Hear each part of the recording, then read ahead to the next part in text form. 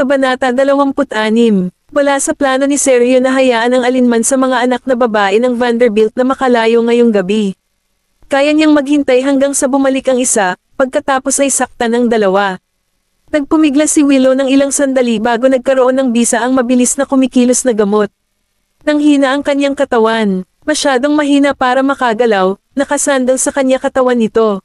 Tinulak siya ni Sergio, punta ka kay tatay, sa ladies' washroom. Lumuhad si Maisie sa harap ng inidoro. Hawak ang kanyang lalamunan, isinukan niya ang bawat huling katas ng ininam niya. Dahan-dahan siyang tumayo at isinandal ang mga kamay niya sa dingding. Damn it, parehong juice ay may spiked. Lumalabas na hindi lang siya ang gustong makuha ni Sergio, kundi si Willow din ay pinupuntirya niya. Ha, gusto siyang iset up ni Willow. Ngunit walang paraan sa impyerno na si Maisie ay uupo lamang doon at paglalaruan. Maaaring matikman ni Willow ang sarili niyang plano, mag-isa. Naghilamos ng mukha si Maisie. Medyo matino na ang pakiramdam niya, mabilis siyang nakalabas sa impyernong iyon. Nakatayo sa tabi ng kalsada, sinubukan ni Maisie na magpara ng taxi, ngunit lahat ng dumadaang taxi ay okupado na. Nagsisimula ng makaramdam ng pagkahilo ang kanyang ulo. Humigay siya at ibinaba ang katawan hanggang tuhod. Tumaan si Quincy at nakita niya ang babaeng nakayuko sa tabi ng kalsada habang kumakaway ang isang kamay. Parang pamilyar siya. Tiningnan niya ito ng malapitan at laking gulat niya. Hindi ba si Miss Maisie Vanderbilt yon? Tumingin si Nolan, nanlalabo ang kanyang mga mata. Ihinto mo ang sasakyan. Ipinarada ni Quincy ang sasakyan sa tabi ng kalsada. Lumabas si Nolan at humakbang patungo kay Maisie. Masyado bang nakainom ang babaeng ito? Nang marinig na may tumatawag sa kanyang pangalan, agad na inangat ni Maisie ang kanyang ulo at blanko na tumitig sa kanyang mga mata. Marahil ito ay dahil sa kanyang namumula na mga pisngi na ang estado ng kanyang lasing na tulala kahit papaano ay tila hindi kapani-pani walang nakakaakit. Napalunok si Nolan ng isang kinakabahang lagok at hinayla siya pataas mula sa lupa. Anong ginagawa mo sa lupa? Hindi mo ba alam kung gaano kadelikado dito? Kahit sinong lalaki ay sasamantalahin ng isang lasing na babae na nakayuko sa gilid ng kalsada, lalo pa ang isang tulad niya. Buong lakas na umiling si Maisie at ipinagkibit balikat ang kamay nitong tumutulong. Tumayo ka sa akin, iwan mo lang ako. Tumalikod siya para umalis, ngunit hinayla siya pabalik ni Nolan. Nawala ng balanse si Maisie at nahulog sa yakap niya. Tinitigan ng babae sa kanyang mga bisig. Ang balat nito na napakalambot sa kanya, naramdaman ni Nolan ang paninigas ng kanyang katawan. Kahit na niyakap siya ni Willow noong isang gabi, hindi ito kasing tindi ng nararamdaman niya ngayon. Muntik na siyang mawalan sa sarili. Pinuhat siya ni Nolan pabalik sa kanyang mga paa sa isang iglap, ipinatong ang dalawang kamay sa kanyang mga balikat. Miss Vanderbilt, iniisip mo iyon dahil lang. Nang makita ang dugong tumutulo mula sa kinagat na mga daliri ni Maisie, napakunot ang noo ni Nolan. Hinawakan niya ang kanyang mga kamay, umungol siya, nababaliw ka na ba? Dalhin mo ako sa ospital, please. Wika ni Maisie sa malumanay at malambing na boses. Hindi tulad ng dati niyang mapagmataas na kilos, taos puso siyang humihingi ng tulong. Sa wakas ay napagtanto niya na may mali talaga sa kanya, kaya mabilis siyang dinala ni Nolan sa kanyang sasakyan. Sa ospital, ngayon din.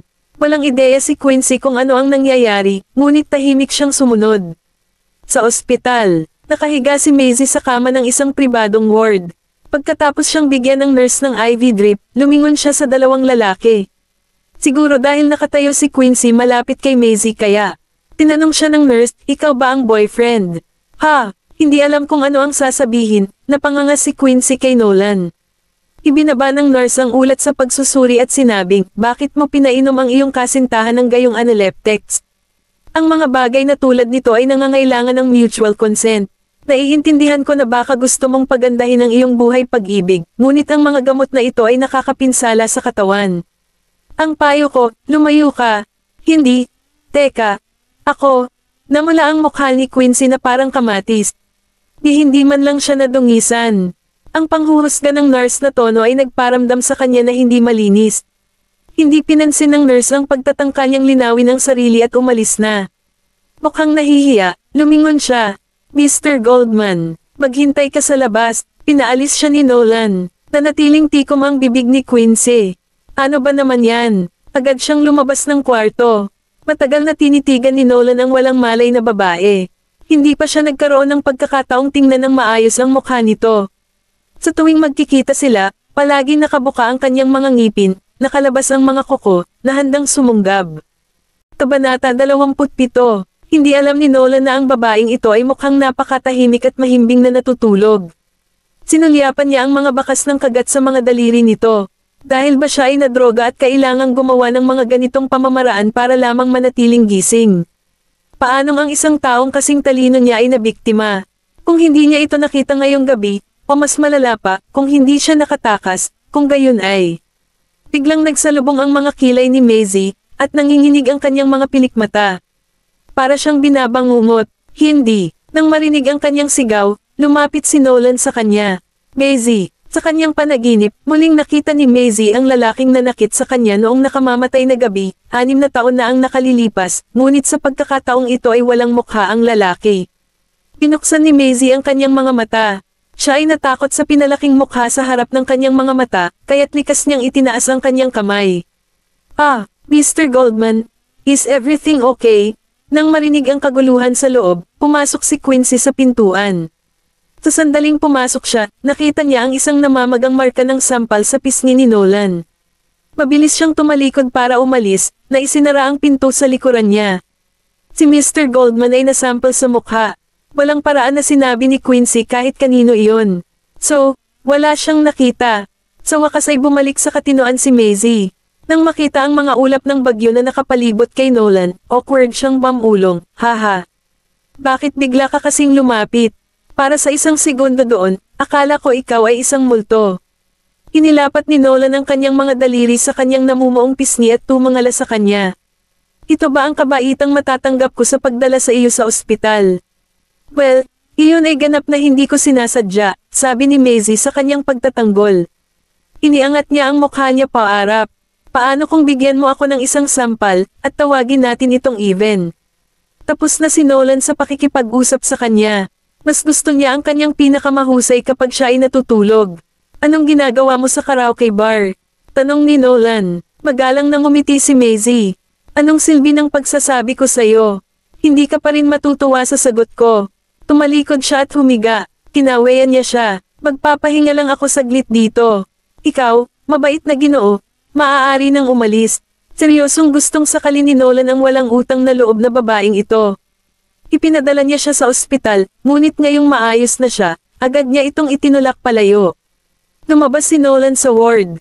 Si Quincy, na matiyagang naghihintay sa labas ng pinto, ay nagpatuloy sa pagpapanggap na hindi nakita ang namamagang pulang marka sa kanyang mukha. Mr. Goldman, babalik na ba tayo? Babalik ka. Iuwi mo na siya kapag nagising na siya. Si Quincy ay masyadong nawala ng mga salita upang magbigay ng tugon. Hawak-hawak ang kanyang baywang, ang gusot na si Willow ay natisod na lumabas sa pasukan ng karaoke bar, galit na nagmumura sa mga ngiping nagngangalit, Maisie, you cursed bitch. Kung hindi dahil sa'yo, kung hindi nakatakas si Maisie, hindi siya mahuhulog sa mga kamay ni Sergio Baldwin. No way in hell na hahayaan niyang makatakas si Maisie. Nang tuluyang magising si Maisie, 10:00 na ng gabi. Bitbit ang kanyang cellphone sa isang kamay, lumabas siya ng ward. Sa gulat niya, si Quincy ay nakaupo ng patayo sa corridor bench. Anong ginagawa mo pa rito? Diba personal assistant yon ni Nolan? Pagtataka ni Maisie. Dahan-daang tumayo si Quincy at nag-aatubili na sinabi, gusto ni Mr. Goldman na ihatid kita pa uwi. Alam ko, ang sweet niya kaya. Natouch ako, parang gusto kong umiyak. Ay kung ano ang naisip niyang kanyang magiging tugon. Pagkatapos ng lahat, si Mr. Goldman ay halos walang pakialam sa mga babaeng nakilala niya. Oh, I see. Sige, alis na tayo. Kinaway ni Maisie ang kanyang kamay, senyales na lumapit siya. Walang tanda ng labis na pasasalamat. Sa halip, kumilos siya na para bang ito ay karapat-dapat at tinatrato si Quincy na parang isang libreng sakay sa Uber. Isang buntong hininga ang pinakawalan ni Quincy. Isa na namang ordinaryong araw sa nakakaawa niyang buhay. Hinatid ni Quincy si Maisie sa address na ibinigay nito sa kanya. Pagkababa ni Maisie, hinanap niya ang kanyang pitaka at inilagay ang $2 sa passenger seat. Para sa sakay, magmaneho ng ligtas, pinulot ni Quincy ang gusot na mga perang papel, kaya the form na may kaunting luha mula sa mga fold. Sigaw ng puso niya sa frustration, ay halos hindi ito sapat para sa gas. At ito ay isang marangyang kotse. Hindi, teka, ano bang pakialam ko? Hindi ako Uber driver. Tahan na, ito ang kapitbahayan na tinitirhan niya, nalilito si Quincy. Si Miss Maisie Vanderbilt ay nananatili sa Sevier Villa, din. Ano ang mga posibilidad? Kabanata 28. Kinabukasan sa conference room ng Black Gold Headquarters.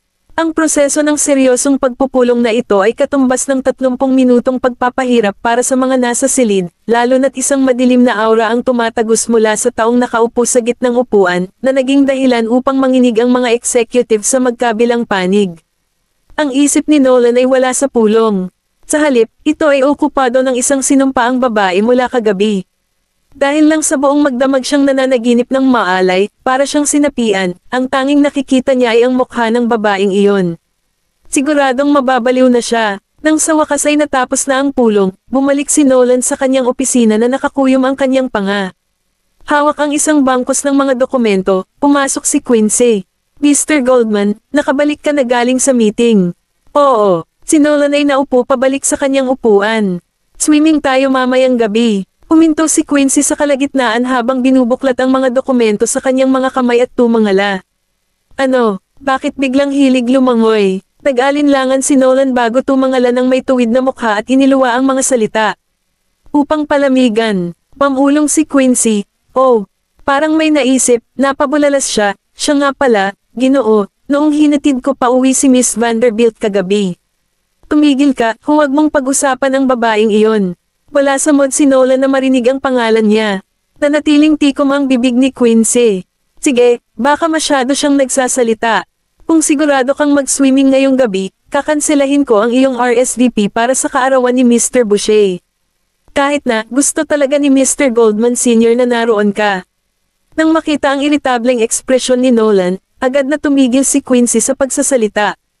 Isa lang siyang messenger, Savannah Jewelry. Habang dumadaan si Maisie sa corridor, may dalawang empleyado na dumaan sa kanya, at narinig niya ang kanilang daldalan. Nakita mo na ba si Direk Vanderbilt ngayon? Siya ay isang stick ng walking dynamite. Walang nakakapagpasaya sa kanya. Napakainit ng ulo niya kapag hindi niya kaya ang sarili niya. Nakakalungkot na kailangan niyang maging isang Vanderbilt. Pagtitiisan lang natin. Napahinto si Maisie at sinulyapan sila. Parang may biglang pumasok sa isip niya. Nagmarcha siya patungo sa opisina ni Willow. Sabi ko iwan mo ako. Nang hindi man lang tumitingin, inihagis ni Willow ang isang folder sa kanyang mesa sa direksyon ng pinto. Lumapag ito sa mismong paanan ni Maisie. Kinuha ni Maisie ang folder at ngumiti. Umaga pa lang. Ano bang ikinagagalit mo? Maisie, ikaw pala. Sumagi sa isipan ni Willow ang mga pangyayari noong nakaraang gabi. Sa sobrang galit, nagmarcha siya patungo kay Maisie at itinaas ang kanyang kamay para sampilan si Maisie. Mabilis na pinigilan ni Maisie ang paparating na sampal. May nagpakawala ba sa mga aso ng impyerno? Hindi ba't ikaw ang nagtangkang mag-set up sa akin kagabi? Siya ay nahulog na dito minsan, 6 na taon na ang nakakaraan. Naisip ba ni Willow na mahuhulog siya sa parehong trick ng 2 beses? Tanging tanga lang ang magiging tanga. Ako, hindi ko alam kung ano ang sinasabi mo. Pakiramdam ni Willow ay masyadong naubos ang kanyang lakas upang makipagtalo. Kung ganoon, ano ang galit mo sa akin? Titig na titig si Maisie sa kanyang mga mata. Maliban na lang kung hindi lang ako ang nadroga. Ikaw, nauutol na sabi ni Willow. Tiyak na hindi niya maaaring ipaalam kay Maisie kung ano ang nangyari sa pagitan nila ni Mr. Baldwin kagabi. Pinawi niya ang kamay niya. Akala mo ba hindi ka nasusundan ni Mr. Baldwin dahil lang sa paglayas mo kagabi? Sa sandaling itinoon niya ang kanyang mga mata sa isang bagay, gagawin niya ang anumang bagay na kailangan para makuha ito. Pumunat ang gilid ng labi ni Maisie. Ganon din. Ang mga tumitingin sa akin ay malamang na dumaan sa impyerno. Namula ang mukha ni Willow. Bakit napakahirap pakitunguhan ng bitch na ito? Ah, tama. Ako ay muling kukuha ng isang matandang kawani. Maaari ka bang mag-sign off dito? Iniabot ni Maisie ang mga papel sa harap ng mukha niya. Nang hindi man lang tumitingin, sumagot si Willow, sa aking patay na katawan. Nako, wag na lang. Si Nolan na lang yata ang tatanungin ko. Habang itatabi na ni Maisie ang mga papel, inagaw ito ni Willow sa kanyang kamay at pinirmahan kaagad, hindi man lang nag-abalang basahin ang dokumento. Noon, kamukha niya si Maisie noong tinakat siyang pipirma noong isang araw. Kabanata 20. Lumabas si Maisie at isinara ang pinto sa opisina ni Willow. Pagtingin sa dokumentong pinirmahan ni Willow, napangiti si Maisie. Ang pakikitungo sa mga simpleng tao ay napakamundo. Maya-maya lang, may dumating na tawag mula kay Riley. Naglakad si Mace patungo sa hagdan bago niya sinagot ang tawag. Pwede ka bang sumama sa akin sa birthday party ng Tito Boucher ko ngayong gabi? Sinabi ko sa daddy ko na dadalhin ko ang sikat na designer, si Zora. Noon pa man ay gusto ka na niyang makilala. Nang marinig kong gaano kasabik si Riley, at ubiling sumagot si Maisie, pero hindi ko kilala ang mga butchers. Pero ako kilala ko, dahil nakabalik ka na sa bansa, dapat mas marami kang makilala. Sino ang nakakaalam? Baka makilala mo pa ang soulmate mo ngayong gabi. Ako ay isang ina ng 3 anak. Anong soulmate? Napabuntong hininga si Maisie. Sige na. Sabihin mo pupunta ka. Hindi siya maaaring manalo laban kay Riley. Kaya naman, walang choice si Maisie kundi samahan ang kanyang matalik na kaibigan. Kinanap sa Regal Ballroom ang birthday banquet ni Mr. Boucher. Ang mga Boucher ay ang tunay na maharlika dito sa kabisera ng hari. Ang ibang mga piling pamilya sa paligid ay mamumutla kung ihahambing sa kanila. Maging ang mga Goldman, na may hawak na mahusay na autoridad sa Baseburg at nireranggo sa tabi ng mga butchers, ay hindi nanganganib na masaktan sila. Gayunpaman, ang mga Goldman ay tanyag sa negosyo habang ang butchers ay nasa politika. Sa pangkalahatan ay walang salungatan ng interes sa pagitan ng dalawa. Alam ng lahat sa Baseburg na ang butchers ay may 2 anak na lalaki. Ang panganay, si Julius Boucher, ay isang A-list film star sa entertainment industry ng Slakova na nanalo ng mga parangal para sa 2 film festival. Kilala siya bilang The Nation's Hunk na may mahigit 200 milyong tagahanga. Not to mention, isa rin siyang singer at shareholder ng Royal Crown Entertainment Company. Tila ang kaarawan ni Mr. Boucher ay eksklusibo lamang sa mga mayayaman at makapangyarihan. Ang mga ordinaryong piling pamilya tulad ng mga Vanderbilts ay hindi umaangkop sa kinakailangang pagiging karapat-dapat. Bilasan mo. Tumalikod si Riley, na naglalakad paakyat sa hagdan, para bilasan ni Maisie na lumabas ng sasakyan. The moment she stepped out, napaawang ang panga ni Riley. Si Maisie ay nakasuot ng magandang itim at gintong damit na may malalim na neckline at isang cinch na baywang, na nagpapakita ng kanyang balingkinitang katawan. Ang ilalim ng palda ay namumulaklak na parang bulaklak ng trumpeta, ang mga talulot na ugat nito ay may linya na may sapin ng kumikinang na ginto, parang may suot siyang galaksi ng mga bituin. Ang itim na bulaklak na brilyante na hikaw ay umiindayog sa bawat hakbang niya. Kasama ang maselang makeup na suot niya, maganda siya, parang isang diyosa na nabuhay mula sa isang sinaunang eskultura ng Greek. Nang makitang nakanganga si Riley pabalik sa kanya, kinatok ni Maisie ang kanyang ulo gamit ang pagkakahawak sa kanyang kamay. Anong tinatitigan mo? Nagkunwaring nahimete si Riley at sumandal sa balikat niya, sinamantala siya. Bakit hindi ako naging lalaki? Nakakainis, naiinggit ako sa maswerteng bastard na makakasama mo. Ang pagpapakasal sa isang perpektong asawa ay parang naka-jackpot.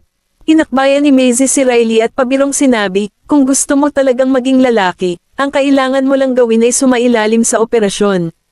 Baka matuwa pa ang tatay mo kapag nalaman niyang may isa pa siyang anak. Napaawang ang labi ni Riley. Iniugnay ang braso niya sa braso ni Maisie, sabay silang pumasok sa venue. Natural, ang hitsura ni Maisie ay umaakit sa mga mata ng maraming lalaki sa paligid niya, na maaaring mukhang namangha o lubos na humanga.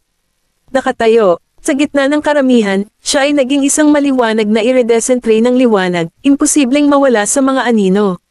Napangisi si Riley. Sasabihin ko, ang pagsama mo sa akin ay talagang nagbibigay liwanag sa eksena. Nalampasan ng kagandahan ni Maisie si Willow ng 1,000,000 milya. Sa tingin ko, ang mga taong ito dito ay hindi ordinaryong Jews. Masasabi ni Maisie, sa paghusga sa kanilang mga kilos at sa kadakilaan ng piging na ito. Aba oo naman. Birthday ni Uncle Boucher. Tanging mga matataas na opisyal at napakayaman at makapangyarihan ang iniimbitahan. Tiyak na hindi ka makakahanap ng anumang mga lightweight na umaaligid sa lugar. Kahit na ang mga Vanderbilts ay hindi kailanman makatapak dito. Napangiti si Maisie. Alam mo namang Vanderbilt din ako, di ba? Iba ka. Nandito ka bilang ang kilalang taga-disenyo na si Zora, na tinanggap ng mga Royal of Staslow. Siguradong kwalipikado ka. Paniniguro ni Riley sa kanya. Kabanata 30. Sa sandaling iyon, 2 lalaki ang nakatayo sa itaas ng hagdanan. Nakasandal sa isang braso at may hawak na wine glass sa kabilang banda. Ibinaba ng lalaking naka-navy blue ang kanyang tingin sa nakakabighaning silhouette sa gitna ng karamihan. Nilinggan niya si Nolan. Itinaas niya ang kanyang palso, tumingin siya sa kanyang relo.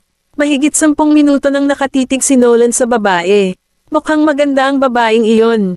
Manam, mahinang sagot ni Nolan. Napansin niya agad siya pagpasok niya. Sa tuwing gumagalaw ang babae sa karamihan, sinusundan ng tingin ng bawat lalaki sa paligid niya, nag-aapoy sa pagnanasa ang mga mata. Nang hindi nangangailangan ng anumang pagkukunwaring pagsisikap na akitin o maging malandi, ang kanyang pagtayo lamang doon ay sapat na upang mapansin siya ng lahat. Tumingin sa kanya si Helios Boucher na may pagtataka. Ang bihira mo talagang makakita ng babaeng kaakit-akit. Sa lahat ng mga taon na nakilala niya si Nolan, hindi niya narinig na sumang-ayon ang lalaki ng malakas sa isang babae na maganda. Kahit si Willow na laging nasa tabi niya. Sa wakas ay umiwas ng tingin si Nolan. Inubos niya ang baso ng alak sa kanyang kamay at inilapag iyon. Pagkatapos, tumalikod siya at humakbang pababa ng hagdan. Napangiti ang sulok ng labi ni Helios habang tinitingnan ang napakarilag at malaamog na mga mata. Si Maisie ay tumatawa at masayang nakikipag-chat. Isang babaeng napaka-perpektong makapigil hininga na may ngiti na nakakaakit. Hindi nakapagtataka na hindi makapagpigil si Nolan. Daddy, ito ang sikat na si Miss Zora, na nakilala ko sa Stoslow. Matapos ipakilala ng kanyang anak, ngumiti si Russell Hill at itinaas ang kanyang baso. So ikaw ang jewelry designer na si Zora. Ang daming sinabi sa akin ng anak ko tungkol sa iyo. Nang makita-kita sa personal, masasabi kong nakakamangha ka talaga. Nakangiting tumanggaw si Maisie. Mr. Hill, binobola mo ako. Nakangiti si Riley hanggang tenga hanggang sa makita niya ang lalaki sa likuran ni Maisie. Magalang na itinaas ni Russell ang baso sa direksyon ng lalaki. Mr. Goldman. Sa gulat, tumabi si Maisie at tumingin kay Nolan. Bloody hell, ang lalaking ito ay parang isang multo na hindi tumitigil sa pagmumulto sa akin. Nolan gave her a passing glance, and then he looked back at Russell before clinking their glasses. Hinawakan niya ang wine glass sa labi nito at nakita niya si Riley. Ito ay, nakangiting pakilala ni Russell sa kanila. Ito ang aking anak, si Riley Hill. Isang alon ng kahihiyan ang bamalat sa mukha ni Riley. Oh shit, alam ko, ikaw si Miss Hill. Uminom ng alak si Nolan at napangisi. Nakabangga ko si Miss Hill kanina sa istasyon ng pulis. Sumama ang tingin ni Russell kay Riley. Napasok mo na naman ba ang sarili mo sa gulo? Nakaawang nagpout face si Riley at nagtago sa likod ni Maisie. Dad, I swear hindi ko ginawa. Isang hindi pagkakaunawaan ng lahat. Napasulyap si Maisie kay Nolan na tila nag-e-enjoy dito. Umarap siya kay Russell at nagkunwaring ngumisi. Mr. Hill, nasa station si Riley dahil sa akin. Hindi sinasadyang nabangga ko ang sasakyan ni Mr. Goldman. Nandoon lang siya para tulungan ako. Mukhang nalilito, tumanggaw si Russell. Napatingin si Nolan sa kanya. Isinasakripisyo talaga ng babaeng ito ang sarili para lang maprotektahan ang isang kaibigan. Isang boses ang dahan-daang lumapit. Lumapit sa kanila ang isang lalaking nakasuot ng tailored navy blue suit. Nagpakitang gilas ang lalaki. Siya ay may walang kamali-mali na sculpted features, isang mukha na napakalinis at hindi masabi.